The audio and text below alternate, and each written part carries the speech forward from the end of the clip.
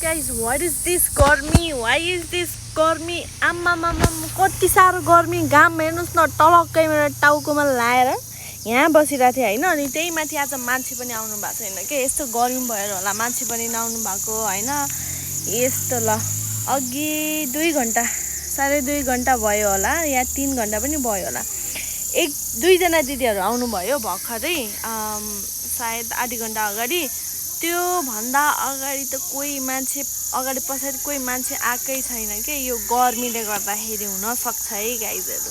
यहाँ त शीतल नै छ हैन, तर यहाँदेखि अब म यहाँदेखि त्यहाँ बाटोबाट यसरी निस्कियो भने नि त्यो घाम टलक्क यस्तो अनुहारमा लाग्छ, यस्तो गर्मी छ प्रभु। गर्मीले यो ज्यान पनि तातेर भतभत भइसक्यो, त्यही माथि आज हाफ लाएर आएको। अनि यहाँ किराकुरीले टोकेर कालीमा नि काली भइसक्यो आज। मैले सबै गुनासो जति पोख्दैछु साथीहरू। ठिकै छ, यस्तै छ, हावा पनि चल्दै छैन आज त। के भएको त्यहाँ मान्छे चिच्याउँदैछ के भएको।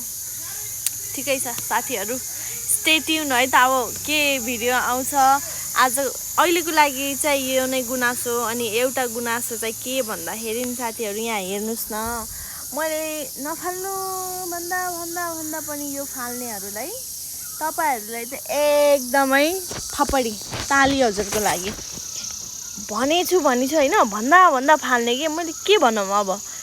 कोही मान्छेलाई त मैले 3-4 चोटि नि भनिसकेँ, प्लिज नफाल्दिनु, त्यहाँ नफाल्दिनु, फाल्नुको लागि चाहिँ मैले यो बाल्टिन लिएर आउँछु भनेर।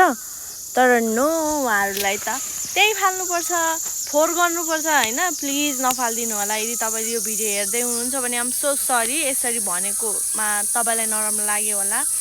तर नेक्स्ट टाइम आउँदाखेरि अलिकति दिमाग लगाएर सोध्नु पर्यो डस्टबिन कहाँ छ भनेर। कतिलाई त थाहा हुन्न नि त, उहाँहरूलाई फर्स्ट टाइम आउनेहरूलाई त इट्स ओके, उहाँहरूलाई थाहा हुन्न। तर एटलिस्ट यत्रो ठुलो पसल राखेपछि मैले डस्टबिन राख्दिनँ त गाइजहरु।